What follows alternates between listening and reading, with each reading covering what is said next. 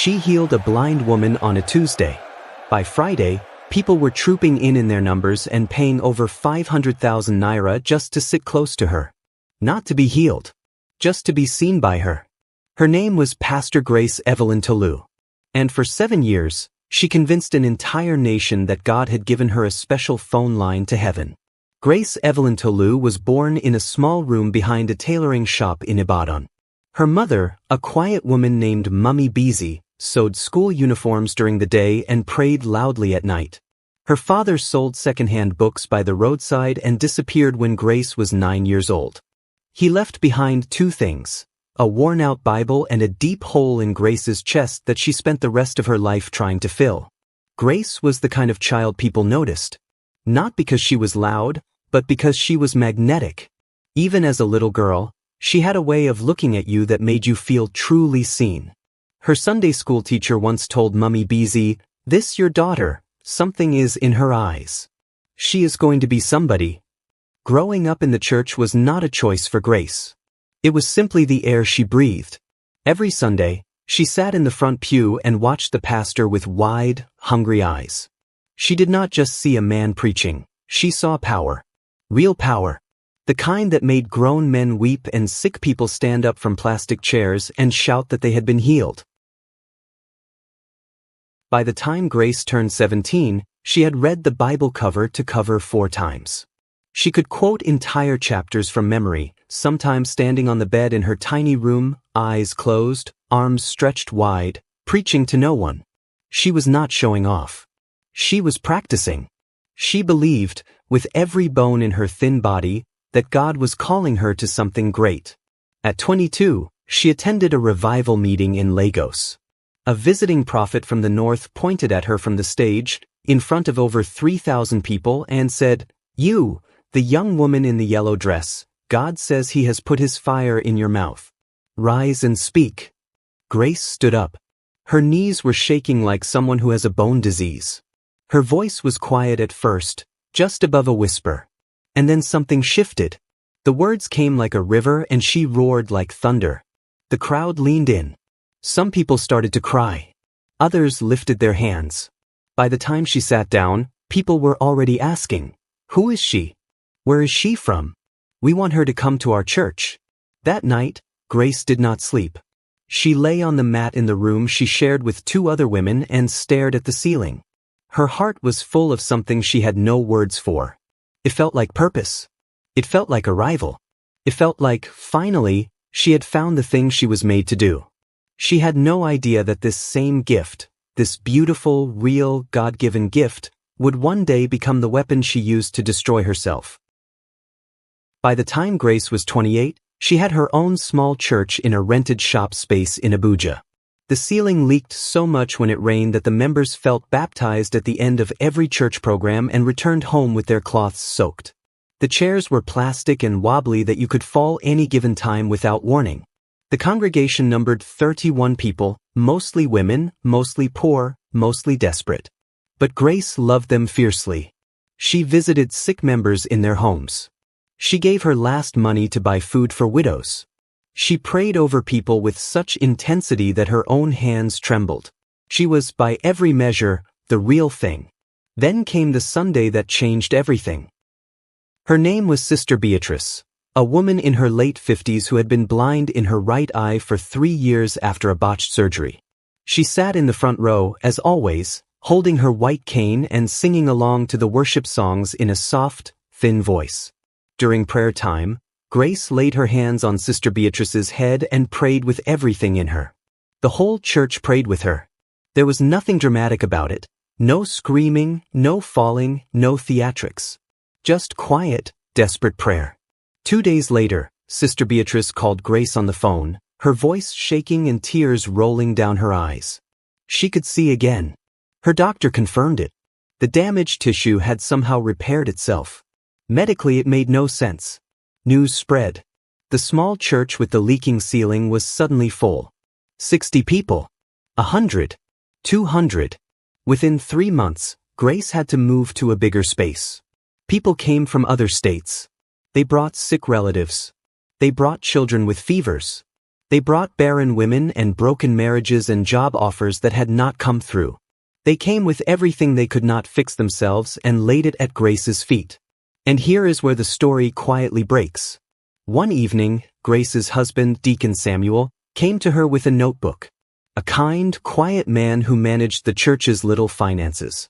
He showed her the numbers. The rent had tripled because they moved to a bigger hall. The microphones were breaking down. 2 key musicians had left because they could not be paid.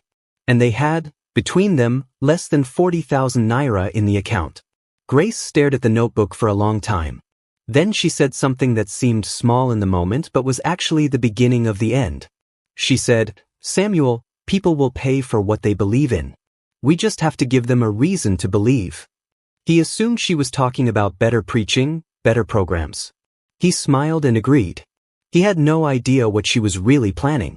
The following Sunday, Grace announced a special healing and breakthrough night. Attendance was free, she said. But for those who wanted to be prayed for one-on-one, in the private room behind the altar, there would be a small offering of faith. 10,000 naira. Whatever you wanted God to do for you, you had to show God you were serious. 72 people paid that night. Grace stood behind the curtain collecting the envelopes, and she felt something she had never felt before, not from preaching, not even from prayer. She felt control. She felt that she had finally stopped being poor. And in that quiet, dangerous moment, she chose not to ask herself whether what she was doing was right.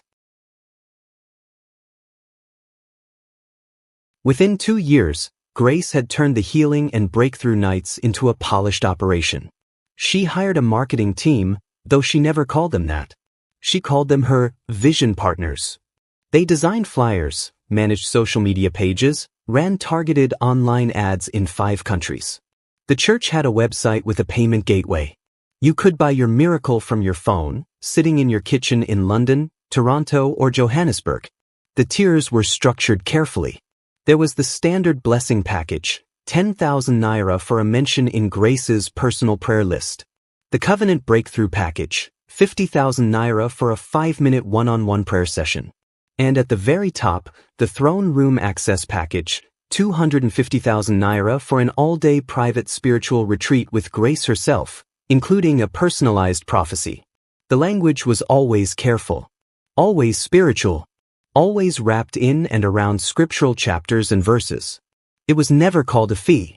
It was always a seed of faith, a sacrificial offering, a covenant transaction. Grace had a gift for making financial exchange sound like obedience to God. Now, before you judge Grace too fast, I want you to understand something. She still believed in God, she still prayed for people, and some of those people came back genuinely healed. And that's what made it so complex and so dangerous. Let's get back to the story. The truth is, and still remained, that Grace had not entirely abandoned her faith. In her private moments, early mornings before the staff arrived, late nights after Samuel had fallen asleep, she still knelt on her bedroom floor and prayed with real tears. She still read her Bible. She still felt that original fire. But she had split herself in two. There was the Grace who genuinely loved God and hated suffering. And there was the Grace who ran a multi-million naira enterprise built on that love. And every month, the second Grace got a little bit bigger, and the first Grace got a little bit quieter. Her congregation swelled to over 12,000 members. Her YouTube channel had 900,000 subscribers. She appeared on television in 3 countries. She drove a black Mercedes G-Wagon. She wore clothes that cost more than most of her members earned in a year. And when reporters asked her about the wealth, she was ready. She had a scripture for everything. A servant of God does not need to be poor to prove she loves God, she would say with a beautiful, calm smile. And people would nod because it sounded true. It sounded like liberation. But here is what was happening behind the smile. Grace had hired a team of intelligence gatherers. They were disguised as counselors and church volunteers. Their real job was to listen, to collect information about members' health struggles, marriage problems, business failures, deep secrets. That information was quietly passed to Grace before healing services. When she stood on stage and called someone out by name, looked them in the eye, and described their exact situation in perfect detail, it was not a supernatural revelation. It was a file. It was homework done by 5 people sitting in a back office. And Grace told herself it was okay. Because the comfort those people felt was real. The hope they received was real. The prayer was still real. The system was just helping God along. Was that so wrong? The first crack came from inside the house. Samuel had remained quiet for years. He was not a stupid man. He saw the intelligence-gathering operation, heard the numbers, watched the tiers get built. But he loved Grace. Deeply and completely. And he told himself, the way people who love liars often do, that there was still good in what she was building.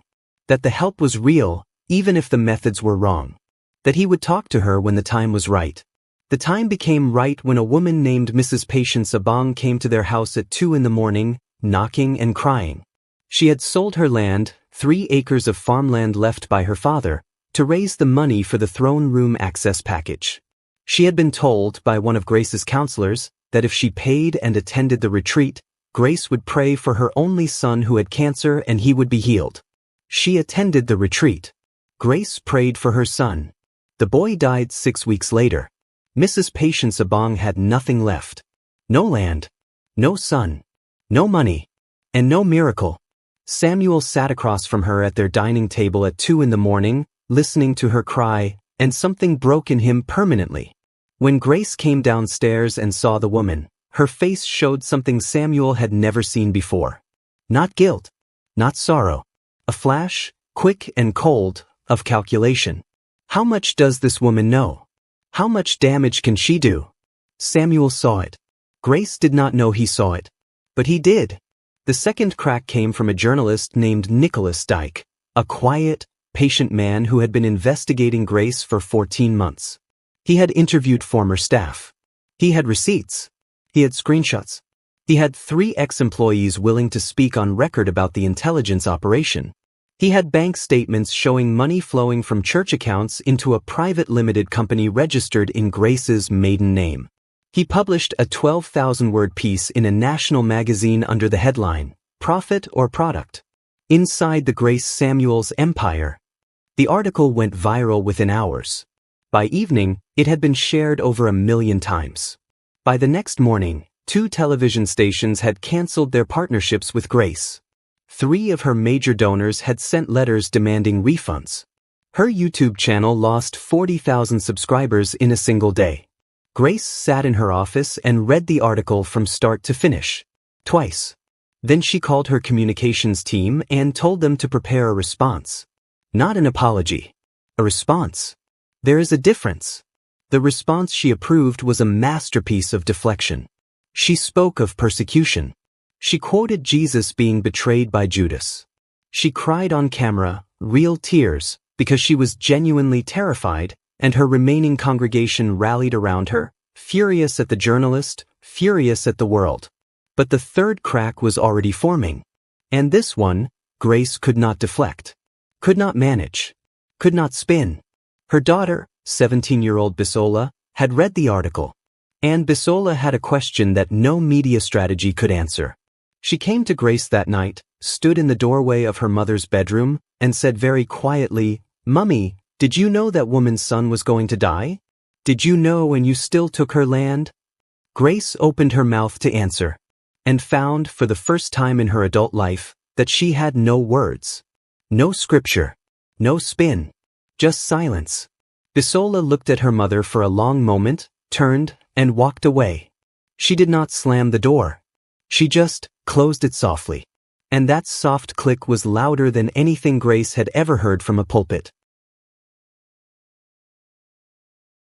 The investigation by the arm of the government responsible for fighting financial crimes began on a Thursday morning.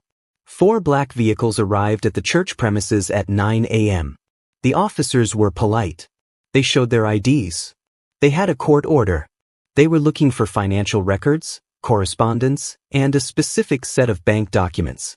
The church staff watched in stunned silence as boxes of files were carried out. 2 of Grace's personal assistants were taken in for questioning. By noon, The footage had been filmed by 3 people on their phones and uploaded to social media. By evening, it was on every news channel. Grace herself was not at the church that morning. She was at home, in bed, with a migraine she had not been able to shake for 3 days. When her phone lit up with the first notification, she stared at the screen for a long time. Then she put the phone face down on the mattress, closed her eyes, and said a prayer. It was the most honest prayer she had said in years. Not the prayer for protection. Not a prayer for the investigation to go away. She asked, in a trembling whisper, for forgiveness. She did not know if she believed it would come. But she asked anyway. Samuel came into the room, sat on the edge of the bed, and held her hand without speaking. He was not there as her business partner or her defender. He was there as the man who had loved her since she was 22 years old, standing up at a revival meeting in Lagos with shaking knees and a voice like a river. He was grieving the woman she had been. And he was not ready to stop loving the woman she still was underneath all of this, if she was still in there at all. Alright, this is the part of the story most people skip. They want the scandal, the arrest, the humiliation, and the fall. But I think the most important part, which is the part that tells us something true about all of us, is this. The moment when grace alone finally stopped performing, that is the moment that truly matters. The financial crime investigation lasted 8 months. In the end, they found evidence of financial fraud totaling over 300 million naira. Money taken from members under false pretenses. Money moved through major foreign companies. Money that was supposed to fund a church school that was never built. 3 members of Grace's inner team were formally charged. Grace herself was charged with 2 counts of obtaining money under false pretenses and 1 count of conspiracy to commit fraud. The morning she appeared in court for the first time, she wore no jewelry, no designer clothes. She wore a plain white dress and flat shoes. Her hair was not styled. She looked, for the first time in years, like the girl from behind the tailoring shop in Ibadan. Like Mummy Beezy's daughter. Like the girl who used to preach to no one in her small room, believing with all her heart that God had a purpose for her life. Several of her former members were outside the courthouse. Some of them were crying. Some were angry. One woman held up a sign that said, "You stole my healing." Grace saw the sign. She stopped walking. Her lawyer touched her arm, urging her forward. But she stopped for 3 full seconds and looked at that woman's face. Looked at her properly. The way she used to look at people when she was young and real and full of fire that had not yet been twisted into commerce. Then she walked in. The trial lasted 11 months. The public watched it the way people watch a fire, unable to look away, uncomfortable with how much they are enjoying the spectacle of destruction. Witnesses came forward one by one. Former employees described the intelligence operation in clinical detail, how they collected information, how they categorized it, how they sent it to Grace's tablet before services. One former assistant, a young woman named Augustina, cried as she gave her testimony. She said she had believed at first that she was helping. That Grace was using the information to pray more specifically, more effectively. It was only when she saw what the money was actually for, the private company, the real estate investments, the offshore accounts, that she understood she had been part of a machine. Mrs. Patience Abong testified. She sat very straight, this woman who had sold her father's land for a miracle that did not come. She did not shout. She did not cry.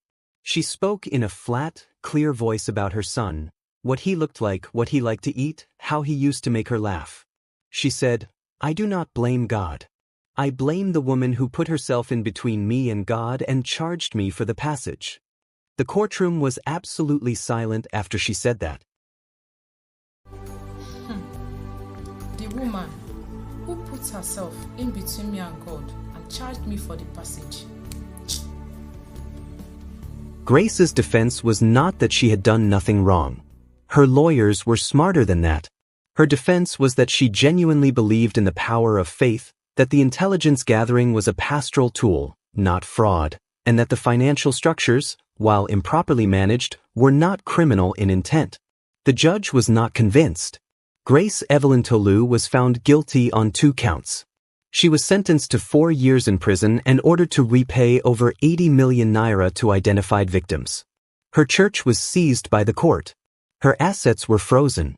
Samuel attended every day of the trial. When the verdict was read, he did not look devastated. He looked tired. The deep, hollow tiredness of a man who has been hoping for a different ending for years and has finally run out of hope for the hope. Bisola was not in the courtroom. She had moved to her grandmother's house 3 months before the verdict.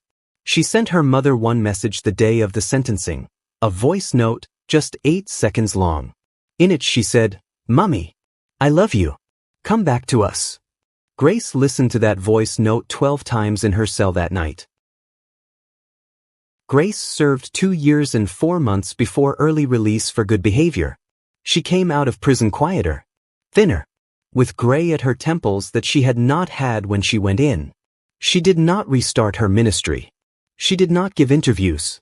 She moved with Samuel to a small town on the outskirts of Ibadan, ironically, not far from where she grew up. She helped Mummy Busy in her now elderly years. She planted a small garden. She attended a local church, a plain, ordinary church with plastic chairs and a ceiling that probably leaked when it rained, and she sat in the back row. She did not preach. She did not prophesy. She did not lay hands on anyone. When people recognized her, and some did, she would nod quietly, say nothing and look at the floor. Samuel stayed. That is the part of the story people find hardest to believe. But Samuel stayed. He said, in the single interview he ever gave, years after everything had settled, "The woman I married was real. The mistakes she made were also real. I chose to keep both." Bisola eventually came back. It took time, over a year of silence, then short visits, then longer ones. One evening, sitting at the kitchen table with her mother, drinking tea, Bisola said, "Tell me about when you first stood up at that revival in Lagos. The real story. Not the church version." And Grace told her. Her voice was quiet and without performance. She described the shaking knees, the first whisper, the feeling like a river. And as she talked, something old and genuine came back into her eyes, the thing that used to make her Sunday school teacher say there was something special in her eyes. Alright, was Grace a monster? No. Was she a saint? Also no. She was just a person who found something real and then slowly let fear, poverty, ego and power hollow it out until the real thing was gone. That is not a story about one woman. That is a story about all of us. About what happened when we stop asking if we are doing things the right way because we are too busy watching the results. The last known information about Grace Evelyn Tolu is this. She never returned to a stage. Never raised her voice to lead a crowd. Never accepted money for a prayer. But there is a woman in a small Ibadan town who every Wednesday evening walks to the local hospital and sits with people in the cancer ward. She holds their hands. She prays quietly, no microphone, no offering envelope, no tier system. Just a woman and a patient and a prayer. The nurses know her. Some of the patients know who she used to be. None of that matters very much anymore. What matters is that she comes every Wednesday. That she stays until visiting hours end. That when she leaves, the people she sat with feel, somehow, a little less alone. The real price Grace paid was not the prison sentence. It was not the frozen assets, the seized church, the public shame. The real price she paid was this. She had a genuine gift. A real fire. Something that could have quietly changed thousands of lives in ordinary, beautiful ways. Without a payment gateway, without an intelligence operation, without a machine. She sold that gift, piece by piece. Until one day she looked inside herself and found the shelf where it used to sit, and it was empty. That is what greed does to a calling. It does not take it away violently. It buys it slowly. So slowly you do not notice until the transaction is complete. Alright, if you're someone with a gift right now, a real one, guard it like your life depends on it, because it does. The moment you start charging people, to access what God has put inside you for free, you've already begun to lose it. And no amount of money in the world is worth the feeling of reaching inside you for something real and finding nothing left. The channel name is So Price. Drop your comments in the comment section and subscribe. I'll see you next time.